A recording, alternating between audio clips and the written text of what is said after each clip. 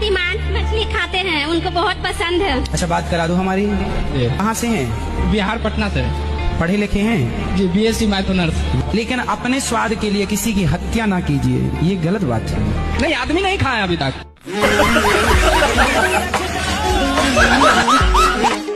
मेरे पति मांस मछली खाते हैं, उनको बहुत पसंद है। अच्छा, बात करा दो हमारी। कहाँ से हैं? बिहार पटना से। पढ़े लिखे हैं? जी, BSc मैथ ऑनर्स।